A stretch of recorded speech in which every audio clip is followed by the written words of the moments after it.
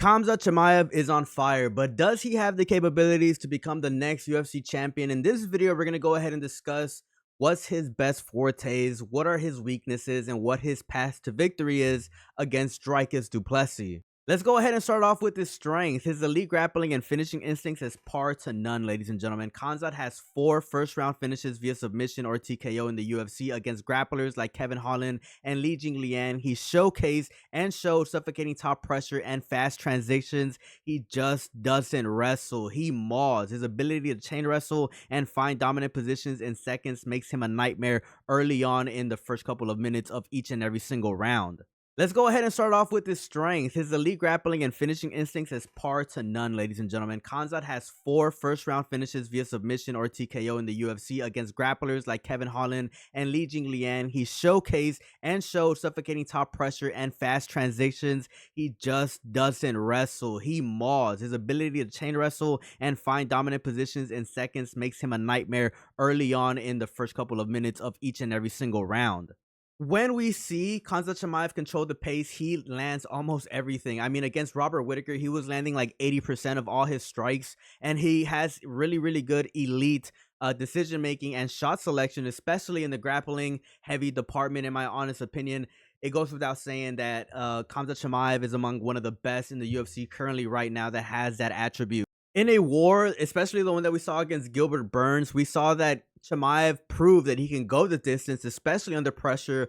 While he did slow down slightly, and we'll talk about that a little bit later, he kept the pressure and didn't break. That's very important, against someone like Dricus, who's known for having late surges as the rounds go on. Now, the last time we saw Khamzat Chimaev perform was last year in 2024, so we really don't know how his game has evolved, if at all, especially in the striking. But I will say that there is some tendencies that I saw, especially against the fight against Gilbert Burns, that I know it was a couple of years ago, but I still think that it's pretty important for us to mention. And that's the fact that, when he does get frustrated, he tends to bite down on his mouthpiece and kind of brawl when frustrated. He took 108 significant strikes from Burns and 70 from Usman.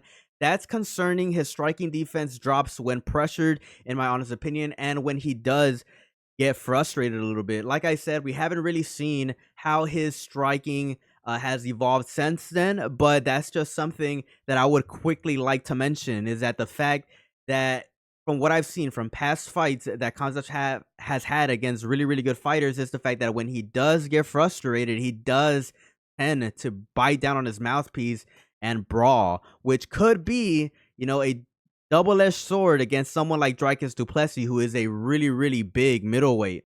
And I would just quickly like to point out that we really don't know the durability of Khamzat Chimaev at 185 as a whole yet. I know he had a good performance against Robert Whittaker, and I think that performance that he had was really good, but Dricus is a big, strong, explosive middleweight, and this will be Khamzat Chimaev's first fight against a true top-tier 185er with significant power.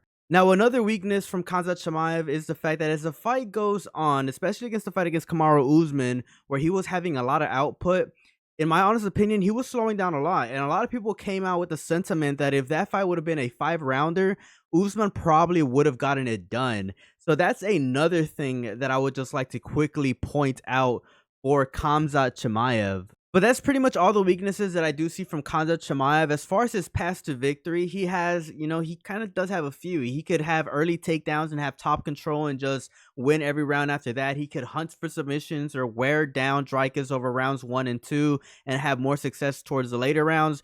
And I think that he should just avoid wild exchanges because, as we've seen, Dricus seems to have a lot of success thriving in chaos. Chimaev has all the tools to become champion. He has elite grappling, he has really good fight IQ, and his finishing instincts is pretty damn good. But this is a time where he'll face someone just as big, if not bigger, that has relentless ability and is kind of awkward to fight. If he can't dominate in the early grappling, the chaos of Dricus style could potentially expose him. Not just being completely honest. This isn't just a title shot. This is a true test for Khamzat Chimaev, especially at the middleweight division. But that's pretty much it, ladies and gentlemen. Let me know your thoughts down in the comment section below. Do you guys think Khamzat Chimaev will become champion in the middleweight division? I want to hear what you guys have to say about it. As always, it's a pleasure. Subscribe to the channel. Peace out and have a good one.